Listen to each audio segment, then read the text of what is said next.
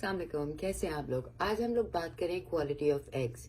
बहुत सारे लेडीज जो मेरे पास आती हैं उनके साथ ये प्रॉब्लम होता है कि उनकी प्रेगनेंसी नहीं हो रही है बिकॉज उनके एग्स मैच्योर नहीं हो रहे। So let's just find out क्या वजूहात हैं जो आपके एग्स मैच्योर नहीं होते और क्या हम कर सकते हैं डाइट के थ्रू कि ये एग्स आपके मैच्योर हो जाएं, और क्या टेस्ट आप करा सकते हैं just to find out are they what is the level of the maturity of your eggs. तो सबसे पहले बात करते हैं कि क्या वजूहात हो सकती हैं।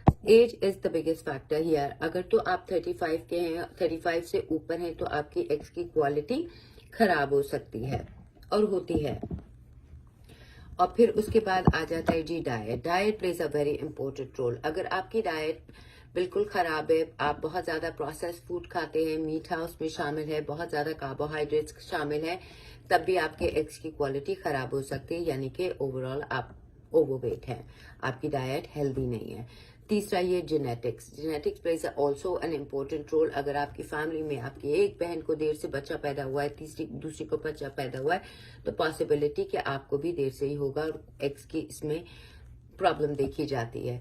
और चौथा ये कि अगर आपको पॉलीसिस्टिक ओवरीज है, अगर आपको पीसीओएस है, तब भी ये एक प्रॉब्लम देखा जाता है कि आपके फॉलिकल्स जो बनते हैं छोटे छोटे वो सिस्ट के साथ मिल जाते हैं और आपका एग मैच्योर नहीं होता। और चौथा, अगर आप बहुत ज्यादा एक्सट्रीम वेदर में रहते हैं और अपनी डाइट को उसके हिसाब से चेंज नहीं करते, तब भी आपके एग्स की क्वालिटी चेंज होती है। इसीलिए हम कहते हैं आप सीजनल फ्रूट खाएं, सीजनल वेजिटेबल्स खाइए। अब दूसरी बात आ जाती है, आप इसको कैसे पता कर सकते हैं। पीरियड्स के तीसरे दिन एक टेस्ट होता है एफएसएच, फॉलिकल स्टिमुलेटिंग हार्मोन। ये वो हार्मोन है जो आपके एग्स की मैच्योरिटी या एग्स के रप्चर होने का, उसके बड़े होने का हिसाब लगाता है। अगर तो आप उसको तीसरे या चौथे दिन जाके चेक कराएंगे, तो अगर आपका नंबर 10 तक आता है, आपका एफएसएच का वैल्यू 10 आती है, तो इट मीन्स आपके एग्स की क्वालिटी बिल्कुल बेहतरीन है। अगर 10 to 15 आती है, तो हम कहते हैं this is border line, you have to be very cautious.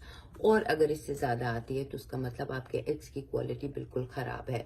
जैसे जैसे उम्र आपकी बढ़ती रहती है या आपका हार्मोन बढ़ता रहता है, जैसे ही आप लोग मेरे पास आते हैं, मैं हमेशा कहती हूँ this is the process of hormones, FSH and LH. ये दो हार्मोन्स हैं। अब यहाँ पे आपको समझना है कि मैं ये क्यों कहती हूँ कि ये हार्मोन्स आपके खराब हैं, इनको बैलेंस करना है।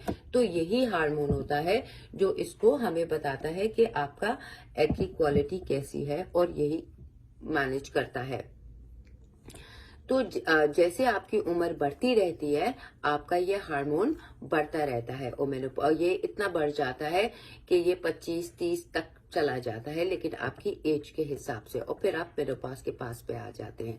तो जितने यंग होंगे, 10 से नीचे होगा तो बेहतरीन है।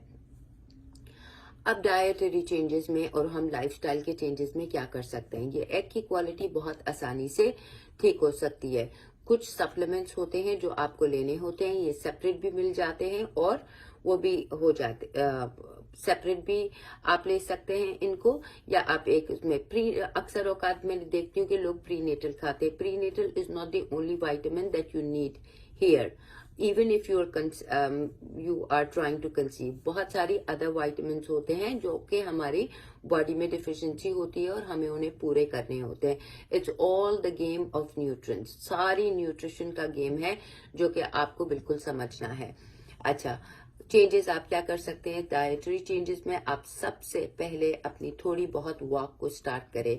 ब्लड सर्कुलेशन बहुत ज्यादा जरूरी है, क्योंकि एग्स भी आपकी बॉडी के अंदर से ही न्यूट्रिशन से बनते हैं, तो आपको अपने न्यूट्रिशन का बहुत ख्याल रखना है। और अपनी डाइट में अपनी वॉक शुरू करिए, 10 से 15 मिनट से शुरू करिए, और अपने ब्लड सर्कुलेशन को ठीक करिए।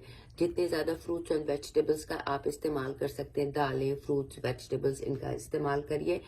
कार्बोहाइड्रेट्स को खत्म करिए, कॉम्प्लेक्स कार्ब्स खाइए, जैसे अच्छे कार्बोहाइड्रेट्स खाइए, फैट को कम करिए, प्रोसेस फूड को खत्म करिए, चीनी का बिल्कुल इस्तेमाल करिए, अपने वेट को कम करिए, और ये डेफिनेटली आपका कम होगा। कुछ विटामिन आपको लेने पड़ते हैं, प्रीनेटल हो गया, फॉलिक एसिड हो गया, और बाकी आपके हिसाब से, आपकी एज और उसके हिसाब से हम लोग गाइड करते हैं आपको।